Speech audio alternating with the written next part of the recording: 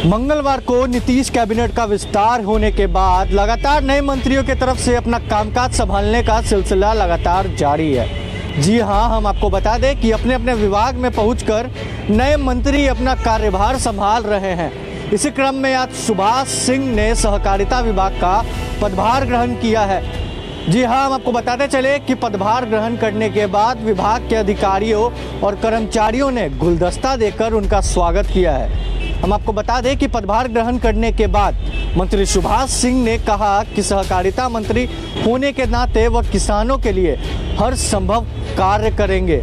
उन्होंने कहा कि केंद्र की मोदी सरकार और नीतीश सरकार लगातार किसानों की आय दोगुनी करने के लिए प्रयास कर रहे हैं। उनकी यह भी कोशिश रहेगी कि वे अपनी विभागीय जिम्मेदारी निभाते हुए प्रधानमंत्री नरेंद्र मोदी और मुख्यमंत्री नीतीश कुमार के सपनों का साकार कर सके। GBN 24 से खास बातचीत में क्या कुछ कह रहे हैं बिहार के नवनिर्वाचित सहकारिता मंत्री, जरा सुनिए। नमस्कार, आप देख रहे हैं GBN 24 न्यूज़ और आपके साथ हूं मैं रोहित वर्मा। इस वक्त हमारे साथ बिहार सरकार के नवनिर्वाचित सहकारिता मंत्री सुभाष सिंह मौजूद है। आइए हम इनसे कुछ बात करते हैं। सर, आज अपने पदभार को ग्रहण किया, सर कैसा लग रहा है? सर अच्छा लग रहा है। हम लोग तो किसान के बेटा हैं, स्वयं के किसान हैं, तो अब किसानों को मदद करने सहकारिता के माध्यम से किसानों को कैसे सुविधा बढ़े, कैसे उनका गेहूं और धान की खरीदारी बढ़िया से हो, जुताई बुआई के लिए कैसे कृषि यंत्र सुलभ रूप से रियायती दर पर मिल सके, यही हम लोगों का प्रयास है। पार्टी ने एक बड़ी जिम्मेदारी सौंपी है। पार्टी ने जिम्मेदारी सौंपी है तो मैं बता देना चाहता हूं, इसके लिए केंद्र और राज्य के नेतृत्व को मैं धन्यवाद देता हूं कि मुझ पर विश्वास दोनों जगह के लोगों ने किया है और उस पर मैं 100% खरा उतरने का प्रयास करूँ। वासियों को क्या कुछ नई सौगातें मिलेंगी सहकारिता विभाग की तरफ से? सहकारिता विभाग तो रोज सरकार नई चीज़ क्या देखने को मिलेगी सर? आपने अभी तो पहला दिन है समीक्षा, अभी तो हम देख रहे हैं, लेकिन सरकार का लक्ष्य है, केंद्र सरकार का, नीतीश कुमार जी का, कि किसानों का आय दुगुना हो, उस दिशा में हम लोग काम कर रहे हैं।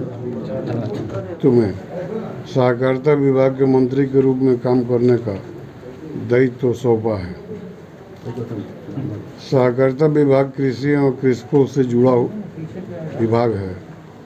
मेरा सौभाग्य है कि मैं भी एक कृषक हूँ और मुझे बिहार में कृषकों की सेवा करने का अवसर प्राप्त हुआ है।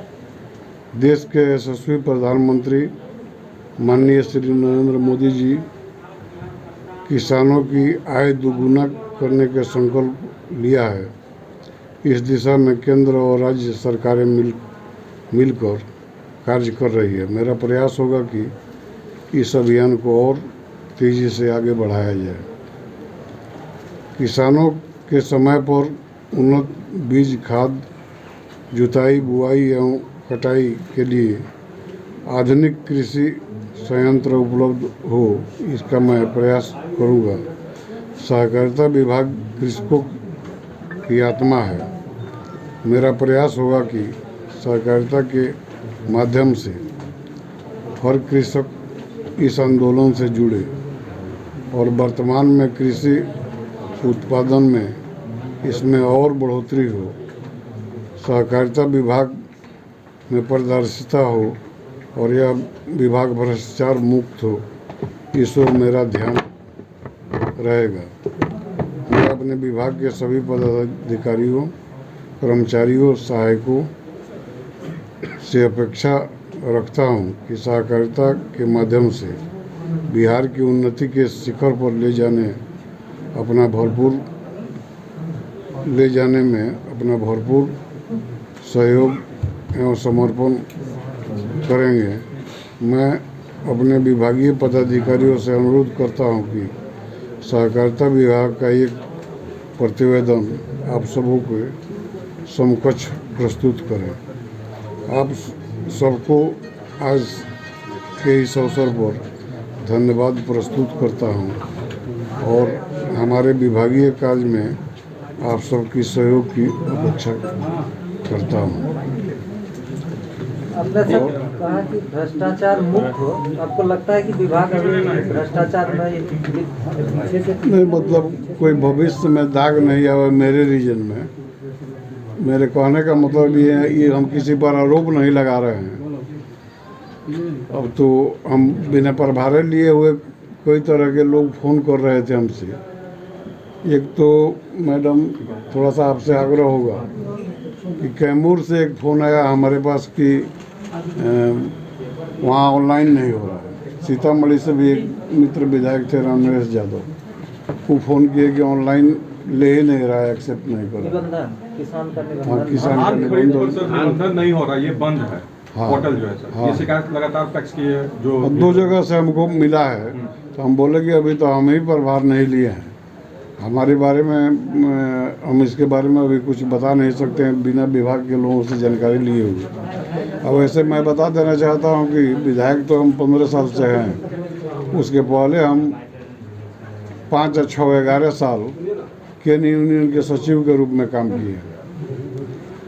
और खासकर मैं एक किसान का बेटा भी हूँ और आज भी कोरोना अवधि में कोरोना पीड़ित लोगों की सेवा करते हुए 25-30 बीघा अपने ट्रैक्टर चला के, उस समय लेबर वगैरह का भी प्रॉब्लम था, गन्ना की खेती किए थे। लेकिन इस बार जो समझिए कि चौतरफा हमला प्राकृतिक का हुआ, हम लोग तो काफ़ी झेले हुए हैं। नेपाल के किनारे से आते हैं, वहाँ अतिवृष्टि, अत्यधिक बाढ़, उसके बाद रोज़ बिजली गिरना, 15 आदमी 12 आदमी रोज़ कैजुअल्टी, उसके बाद कोरोना की महामारी। कोरोना की महामारी में अब बहुत विस्तार में नहीं जाएंगे, अब लोग फिर कभी बात होगी, लेकिन शहरी क्षेत्र में होने के नाते सब लोग कोरोना से भाग रहा था। वहाँ पर मेरे आवास पर कम से कम 2000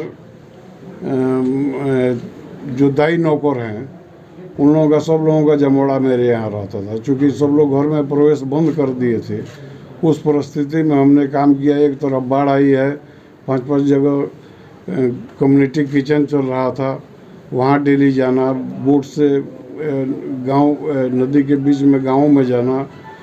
वैसे वैसे हम लोग बिना मास्क, बिना गमछा लिए हुए। और मंत्री जी, एक सवाल यही है कि 21 फरवरी तक ही धान अधिप्राप्ति का समय आप लोगों ने रखा है। 31 मार्च तक पहले हुआ करता था हर साल तक, इस बार 21 तक है। निबंधन आपने बंद कर रखा है, कैसे किसान से खरीद करेंगे पैक्स? अब देखिए, इसके बारे में हमको तो जानकारी है कि एक बार शायद समय बढ़ाया गया है।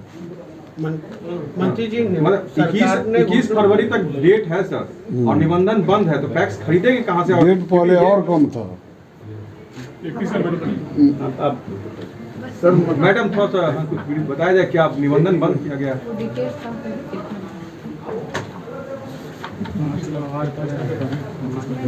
मैडम माइक पे आवाज नहीं आ पाएगा। अच्छा ठीक है, ये बता रहा था। एक मिनट, तो माइक उधर थोड़ा शिफ्ट कर दे। माइक थोड़ा सा माइक शिफ्ट करो। शिवम मेरा बार जबकि पिछले साल 1 महीना का एक्सटेंशन दिया गया था, मार्च की जगह हम लोगों ने अप्रैल तक अधिप्राप्ति किया था।